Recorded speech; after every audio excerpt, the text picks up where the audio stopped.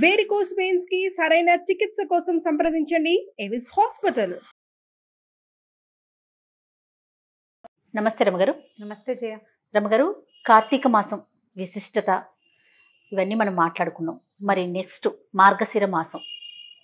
ఈ మాసం యొక్క ప్రాముఖ్యత, అలాగే ఈ మాసంలో మనము అంటే కార్తీక మాసంలో కార్తీక పురాణం అంతా వింటాం కదా, మార్గశిర మాసంలో ఏం చేయాలి రమగారు?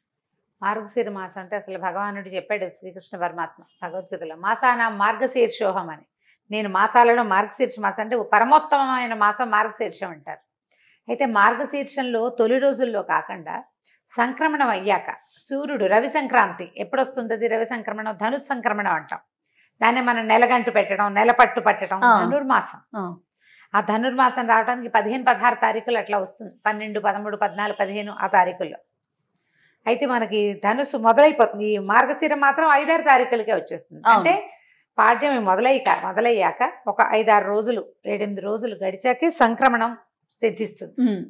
ఈ సంక్రమణం చెందాక చేసే వ్యవహారాలు వేరే ఉంటాయి. ధను సంక్రమణం అయ్యాక ఆ రోజు నుంచి చుక్కలు పెట్టి ముగ్గులు వేయటం మానేస్తారు. మొదట రథం ముగ్గు వేయడానికి వీలుగా గీట్ల ముగ్గులు వేయటం మొదలు పెడతారు. అవును. ముగ్గులు వేయటం, గొబ్బిళ్ళు పెట్టడం, తర్వాత ధనుర్మాస వ్రతారంభం చేస్తాం. తిరుప్పావై చదువుకుంటాం. అందరి ఇళ్లలో చదవరు, కొన్ని కుటుంబాలు ఖచ్చితంగా చదువుతాయి. కొన్ని దేవాలయాలు, విష్ణువాలయాల్లో ప్రత్యేకంగా ధనుర్మాసం చేస్తారు. తిరుప్పావై పఠనము, ధనుర్మాస వ్రత కథలు, వ్రతారంభము అది మొదలు పెడతారు. అయితే నెలగంటు పెట్టాక చాలా శుభకార్యాలు అవి చేరు, పెళ్లి ముహూర్తాలు ఉండవు. ఈ సంక్రమణం నుంచి మకర సంక్రమణం వరకు ఈ నెల రోజులు విష్ణు పూజ. విష్ణువాలయాల్లో ప్రత్యేకంగా ఆండాళ్ళ తల్లి ఎట్లా విష్ణువుని సేవించిందో ఆ సేవాకాలపు విధానంతో చేస్తారు. తిరుమలలో కూడా ప్రతిరోజు ఉండే ఇది కాకుండా, సుప్రభాతం కాకుండా ఈ నెల రోజులు తిరుప్పావై పఠనం చేస్తారు. మామూలుగా తిరుమలలో రోజు భోగ శ్రీనివాస స్వామిని శయనం చేయిస్తారు. ఈ నెల రోజులు కృష్ణుడిని శయనం చేయిస్తారు. అట్లా తిరుప్పావై చాలా ప్రత్యేకమైనది. ఈ ధనుర్మాసం చాలా ప్రత్యేకమైనది. అయితే మనకు మార్గశిర మాసంలో మామూలుగా మనం శ్రావణ శుక్రవారాలు చేసుకున్నట్టుగా మార్గశిర గురువారాలు చాలా విశేషమైనవి. మామూలుగా గురువారాన్ని మనమంతా గురువారం అంటాం. లక్ష్మీవారం అనే వాళ్ళు కూడా ఉంటారు. గురువారము లక్ష్మీప్రదము అని ఒక నమ్మకం. గురువారం లక్ష్మీవారం కాబట్టి ఆ రోజు మంగళసూత్రాల్లో మార్చుకోరు, ఆ రోజు డబ్బులు ఇవ్వరు, ఆ రోజు తలంటు పోసుకోరు. ఆ విధానాలు కొన్ని ఊళ్ళల్లో ఉంటాయి. మన కొంచెం వైజాగ్ ఆ వైపు అంతా గురువారం పట్టింపు చాలా ఎక్కువ. మన శుక్రవారం ఎంత పట్టింపు, వాళ్ళ గురువారం పట్టింపు. గురువారం నాడు కూడా వాళ్ళు అవి మార్చరు, చెయ్యరు కొన్ని పనులు. గురువారం నాడు కూడా ఇల్లు కడుక్కోకూడదు, అలాంటి మన శుక్రవారం చేయకూడదు అనుకుంటాం చూడు. అవునవును. శుక్రవారం ఎట్లా చెత్త బయటపడేయకూడదు ఎలా భావిస్తాం అట్లా గురువారం కూడా భావిస్తారు. ఈ మార్గశిర గురువారాలు లక్ష్మీకి దేవికి చాలా ప్రీతికరమని, గురువారాల్లో లక్ష్మీదేవిని అర్చిస్తే విశేషమైన ఫలితం లభిస్తుందని చెప్తారు. మార్గశిర గురువార వ్రత కథ కూడా ఒకటి ఉంది. వ్రతంగా చేసే విధానం మార్గశిర గురువారాలు పట్టుకోవటం అంటే ఇక అటా చేస్తూ ఉంటారు. ఉద్యాపన చేసుకునేందుకు కూడా విధానం ఉంది దానికి. అయితే మనం ఆ వ్రతాలు అవి మనకు అలవాట్లేదు అనుకో, వ్రతం అలవాట్లేదు మనకి, ఆ వ్రత కథలు మనకు తెలీదు, విధానాలు అవి ఏమిటో చాలా టఫ్, అవన్నీ మన వల్ల కాదండి. పూజ చేసుకుందాం, లక్ష్మీ పూజ. పొట్టిగా లక్ష్మీదేవిని పూజించుకోవచ్చు కదా. గురువారం వ్రతాల్లో ఏంటంటే తలకి నూనె రాసుకోకూడదు, తల దూకోకూడదు, నూనె రాసుకుని తలంటి పోసుకోకూడదు. గురువారం నాడు ఒట్టిగా తలకి స్నానం చేయాలి. మనం బుధవారం నాడు నూనె రాసుకుని తలంటి పోసుకుంటాం. గురువారం నాడు ఒట్టి తల స్నానం, పసుపు రాసుకుని తల స్నానం చేయాలి విధి. తల పిడ పెట్టుకోవాలి, తల ఆరంగానే మూడేసుకోవాలి, కానీ తలకాయ దువ్వుకోకూడదు. ఆ రోజున తల అంటుకోకూడదు, నెత్తికి నూనె పెట్టకూడదు, తల దువ్వుకోకూడదు. ఈ 2 ప్రధాన విధులు. పూజ అయ్యేదాకా ఏమీ తినకూడదు. పొద్దున్నే పూజ చేసేసుకోవాలి తొందరగా. ఓకే, బాగుంటుంది. కథ కూడా చాలా విశేషంగా ఉంటుంది. ఇలా వ్రత కథలు కొన్ని మంచి ఆసక్తికరంగా ఉంటాయి. ఈ వ్రత కథగా చెయ్యక్కర్లేదు, వ్రతంలో ఉన్న విధానంగా చెయ్యకపోయినా తప్పులేదు. మనం వ్రతం తీసుకుంటే పెట్టుకున్నామనుకో, ఆ కథ చెప్పుకుని అక్షంతలు వేసుకుని ఇన్ని సంవత్సరాల మార్గశిర గురువారాలు చేస్తాను అని చెప్పుకోగలిగి ఆ ఇళ్లల్లో పద్ధతి ఉంటే పాటించడం.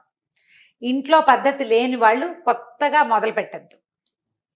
వ్రతం వద్దు, పూజే చేసుకుందాం మనం. లక్ష్మీదేవికి ఏమి ఇష్టం, ఆమెను పూజించాకే భోజనం చేయాలి. ఎవరికైనా ఏదైనా దానం ఇవ్వాలి. లక్ష్మీ పూజ ముఖ్యము. ఇది చేయటం ఈ 5 వారాలు 4 వారాలు వస్తే మొదటి వారము ఒక రకం, రెండో వారం ఒక రకం, అట్లా నైవేద్యాలు కూడా విశేషంగానే ఉంటాయి. నైవేద్యము చిత్రంగానే ఉంటాయి కథ ప్రకారం. మనం అవేం పెట్టం. లక్ష్మీదేవికి పాయసం ఇష్టం. పాయసంలో ఇంత శనగపప్పు వేసి వండండి. పరమాన్నం వండుకోవటం గురువారం పరమాన్నం వండుకుని నైవేద్యం పెట్టుకోండి. మామూలు లక్ష్మీ పూజ చేసుకుంటామా మనం ఎలా చేస్తాము? శ్రీ సూక్త విధానంతో చేసే అలవాటు కొంతమంది ఇంట్లో ఉంటుంది. శ్రీ సూక్తం రాదు మనకి. చిన్న పుస్తకాలు లక్ష్మీదేవి నిత్య పూజా విధానము అని దొరుకుతుంది మనకి. లేదా శుక్రవారం నిత్య గౌరీ పూజ, శుక్రవారం లక్ష్మీ పూజ అని కలిపి 5 రూపాయల పుస్తకం జయంతి ఉంటుంది. సన్నది ఒక 18-10 పేజీలు ఉంటాయి. ఓ పుస్తకం ఈసారి కొనుక్కు తెచ్చుకోండి. చిన్న చిన్న శ్లోకాలు, టఫ్గా ఉండవు. ఒకదాని తర్వాత ఏం చెయ్యాలో చెప్తాయి. ఆ పూజా విధానం ప్రకారం పూజ చేసుకోండి. కూర్చుని ఇల్లు శుభ్రంగా చేసుకోండి. పొద్దున్నే ఇల్లు ఉడిచి తడిబట్టి పెట్టేసుకోవటం, బాకెట్లో ముగ్గేసుకోవటం, పెందరాళ్ళే చెక్కమని ఒంటి మీద నెట్టి మీద నీళ్ళు పోసుకోవటం, పూజ చేసుకోవటం.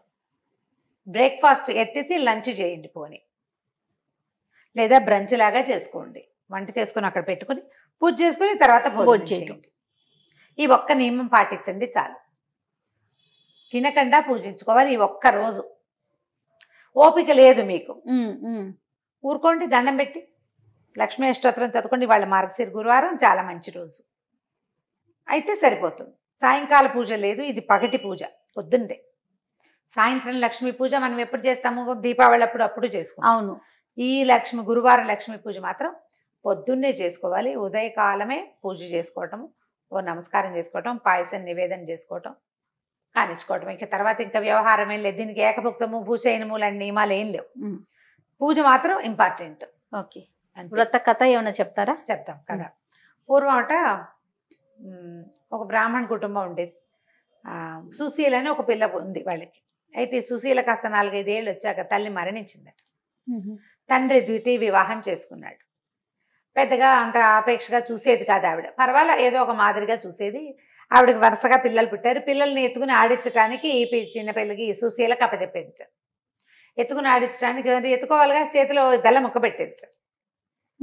బెల్ల ముక్క కాస్త నోట వేసుకునేది, పిల్లలు పెట్టేది, ఏదో చేసేది. అయితే ఆవిడ మార్గశిర శుక్రవారాలు చుట్టుపక్కల నోవు నోచుకుంటుంటే ఈ అమ్మాయి ఏం చేసిందిట, తను కూడా మట్టితోటి చిన్న లక్ష్మీదేవి బొమ్మను చేసుకుని జిల్లేడు పువ్వులు పెట్టి పూజ చేసి, ఏదో ఒక పువ్వులు పెట్టి పూజ చేయాలి కదా, తనకి పెట్టిన బెల్లం ముక్కని నివేదన పెట్టేది, చేసుకునేది పూజ. కొంతకాలానికి పిల్లకి వివాహం అయింది. పెద్ద పిల్లకి పెళ్లి చేసేశారు. ఈ పిల్ల ఏం చేసిందట, తను పూజ చేసిన చిన్న లక్ష్మీదేవి మట్టి బొమ్మ ఉంది కదా, ఆ బొమ్మను కూడా పుచ్చుకెళ్ళిపోయింది కాపురాన్ని. సుశీల తీసుకెళ్ళిపోయాక పుట్టింట్లో ఉన్న సంపద అంతా పోయింది. వాళ్ళు చాలా దరిద్రులు, దౌర్భాగ్యులు అయిపోయారు. ఏమీ లేదు. ఎంతో బాధపడేవాళ్ళు. ఎందుకు మన పరిస్థితి ఇట్లా అయిందని చాలా చింతించేవాళ్ళు తల్లి తండ్రి కూడా. సరే, అక్కడ అత్తారింటికి వెళ్ళింది. చక్కగా అక్కడ ఘనంగా మార్గశిర గురువారాలు పూజ చేసుకోవడం వచ్చింది. అక్కడ వాళ్ళు డబ్బులు ఉన్న చోట ఇచ్చారు. ఈ అమ్మాయి వెళ్ళాక వాళ్ళకి విపరీతంగా సంపద వృద్ధి అయిపోయింది. పొలం పుట్ర, గొడ్డు గోద, ఇల్లు వాకిలి, అబ్బో ఎన్నో ధనధాన్య సమృద్ధిగా ఉన్నారు. చక్కగా పూజ చేసుకునేది. ఇంకా సంపద ఇతోధికంగా వృద్ధి అవుతూ ఉంది. అయితే ఏమైందట, తల్లి తమ్ముడిని ఇచ్చి పంపించింది. మన పరిస్థితి ఏం బాగుండలేదు, అక్కయ్యని ఏదైనా సహాయం చేయమని. ఈవిడేం చేసింది, చూసి అయ్యో పాపం మన నాన్న పరిస్థితి బాగుండలేదని ఒక కర్రని, పొడుగ్గాటి కర్రని తొలిపించి అందులో వాసాన్ని తొలిచేసి అది నిండా బంగారు వరహాలు పోసి తమ్ముడు చేతులు పెట్టింది. తీసుకెళ్ళి నాన్నకి ఇవ్వరా అని. వీడేం చేశాడు, ఎక్కడికో వెళ్తూ ఆ కర్రని ఎక్కడో పెట్టాడు, మర్చిపోయాడు. అక్క ఏమి ఇచ్చిందంటే కర్ర ఇచ్చింది, ఎక్కడో వదిలేశాను అన్నాడు. ఏం చేస్తారు, వాళ్ళ పరిస్థితి బాగుండలే. మళ్ళీ కొన్నాళ్ళకి మళ్ళా పంపించారు. కర్ర ఏం చేసావురంటే ఎక్కడో వదిలిపెట్టానక్క అన్నాడు. సరే, ఈవిడేం చేసింది, చెప్పుల చేత కుట్టించింది నాన్న కోసం. చెప్పుల్లో లోపల వరహాలు పెట్టి కుట్టించింది. వీడు ఆ చెప్పుల చేత గుడ్డలో చుట్టి నాన్నకి చెప్పులు అని చెప్పిస్తే ఆ చెప్పుల చేత ఎక్కడో పెట్టి దేనికో చెరులోకి మంచినీళ్ళకి దిగాడు, ఎవరో పట్టుకుపోయారు. అయ్యో. మళ్ళీ 3ఓసారి వచ్చాడు. తల్లి బాధపడింది, అయ్యో ఏమిటో మన దరిద్రం తీరట్లేదు, పిల్లేదో సహాయం చేస్తోంది, ఏదో మొదలు పెడుతోంది, అదేమిటో అవటం లేదు. అందుకని 3ఓసారి పంపిస్తే ఆవిడేం చేసింది, గుమ్మడికాయని పైన డిప్ప తొలిచి దాని నిండా వరహాలు పోసి గుమ్మడికాయని మూత పెట్టేసి ఇచ్చింది. ఇంటికి పట్టుకెళ్ళి అమ్మ చేతికి ఇవ్వు, నేను ఇచ్చానని చెప్పాను. ఆ గుమ్మడికాయని చెరువు గట్టు మీద పెట్టి సంధ్యావందనాన్ని దిగట్ట తమ్ముడు. ఎవరో గుమ్మడి పండు బాగుందని పట్టుకుపోయారు. ఇంటికెళ్ళి చెప్పాడు గుమ్మడి పండు ఇచ్చింది అని. ఏదో పెట్టించి ఉంటుందని ఊహించింది తల్లి. ఏమిటో అవటం లేదు, నీకు ఇట్లా కాదురా, నువ్వు నాన్న అందరు ఉండండి, నువ్వు నాన్న ఇక్కడ ఉండండి, నేను చిన్నపిల్లల్ని తీసుకుని వెళ్తానని అక్కయ్య దగ్గరికి వెళ్ళి, కూతురు దగ్గరికి వెళ్ళి, ఏమిటి అమ్మ నువ్వు సహాయం చేసావు కానీ ఏమి అవటం లేదమ్మా, ఇటా ఉందమ్మా అటా ఉందమ్మా అంటే బాగా ఆలోచించుకుని, అమ్మ మార్గశిర మాసం వచ్చింది, గురువారం నువ్వులు నోచుకుందాం, మరి నువ్వు నా దగ్గరే ఉండు, ఏమి తినబోకమ్మా అని చెప్పింది. సరేలే, చిన్నపిల్ల అంటే నేను ఎందుకు తింటాను అంది. అన్నది పిల్లలకి చద్దనాలు పెడుతూ ఆవిడ పిల్లలకి తన పిల్లలకి కూడా ఓ ముద్ద నోట్లో వేసుకుంది. ఉప్పు సరిపోయిందో లేదో పెరుగన్నంలో నోట్లో వేసేసుకుంది. అయ్యో ముద్ద నోట్లో వేసుకున్నానంటే ఇంక నోవు పనికిరాదుగా, కూతురు ఒకతే నోవు నోచుకుంది. రెండో వారం అమ్మ ఏమి తినకమ్మా అంటే సరేలే అంది. కానీ పిల్లలకి తలగాయలకి నూనె రాస్తూ తను కూడా నెత్తికి నూనె రాసేసుకుంది. చేతిలో పోసుకుంది, నూనె ఎక్కువైందని నెత్తికి రాసుకుంది. అట్లా చేస్తారు చూడు, కొబ్బరి నూనె పోసుకుంటారు, పిల్లలు తలకు రాస్తుంటే నూనె ఎక్కువైపోయింది అనుకో తలకు పట్టిస్తారు. అసలు చాలా బ్యాడ్ ప్రాక్టీస్, అది చేయకూడదంట పెద్దవాళ్ళు. తలకి నెత్తికి నూనె రాసుకుంది, అది పనికి రాలేదు. మరి ఇంకేం చేస్తారు? సరే ఇంకో రెండో వారము పోయింది.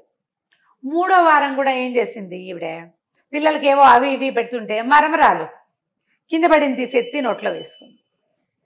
చేస్తారు కదా సహజంగా. మూడో వారం కూడా పోయింది. ఇక నాలుగో వారం ఏం చేసింది కూతురు, అమ్మ ఇట్లా కాదు ఉండని ఒక గొయ్యి తీసి గోతులో కూర్చోబెట్టింది అమ్మని. గోతు మీద ఒక చిన్న డబ్బా మూత పెట్టింది.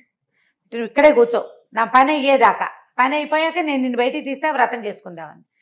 పిల్లలు ఏం చేశారు, అరటిపళ్ళు తిని తొక్కలు పడేశారట, దాని మీద పడేసారు కదా, తొక్క ఒకటి గోతులోకి పడింది. ఈవిడేం చేసింది, అరటిపండుని అట్లా ఇట్లా చేసి, అలా అరటిపండు లోపల ఒక గుజ్జుగా ఉంటుంది కదా తెల్లగా పండుకి, ఆ తెల్లదాన్ని తీసి నోట్లో వేసుకుంది. ఇంత తోచక పోయింది. నాలుగో వారం కూడా తల్లి కూతురు అనుకుంది, ఏమిటి ఏం చేసినా వీళ్ళ ఇది కావట్లేదని ఏం చేసింది. ఐదో వారం నువ్వు నా వెనకాలే తిరిగని తల్లి చేతికి కొంగు, తన కొంగు కట్టుకుని తను ఎటు తిరిగితే అటు తల్లిని తన వెనకాలే తిప్పుకుని ఏమీ పని చేయనివ్వకుండా చేసి మొత్తానికి పూజ మాత్రం పూర్తి చేసింది. ఐదో వారం పూజ చేసింది. వాయనం ఇవ్వడానికి లక్ష్మీదేవిని పిలిచింది. అదే అమ్మవారు వచ్చి కూర్చుంటుంది వాళ్ళ ఇంట్లో, ప్రతిమ ఉంది కదా మట్టి ప్రతిమ, ఆవిడ నేను పుచ్చుకోనని పక్కకు తొలగి వెళ్ళిపోతే ఏడ్చింత సుశీల.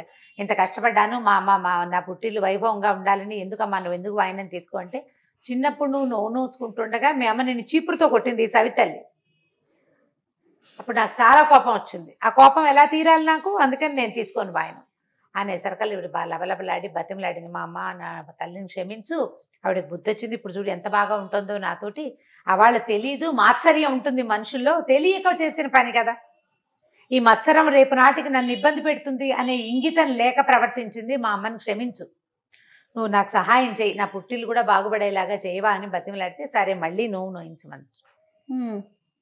అప్పుడు మళ్ళా వచ్చిన గురువారంలో నోవు నోయించింది తల్లితోటి. ఆ తర్వాత ధనధాన్య వృద్ధి జరిగింది. ఈ కథ చెప్పుకుని అక్షింతలు వేసుకోవాలి.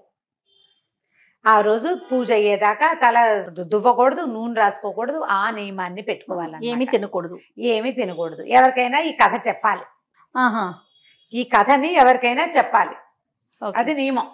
కథ చెప్పించుకోవాలన్నమాట. కథ చెప్తాను వింటావా అని చెప్తుంటారు. నా ఫ్రెండ్ పావని ఉంది కదా, రమా కథ చెప్తాను వింటావా అంటుంది, ఫోన్లో చెప్తుంది అనమాట కథ.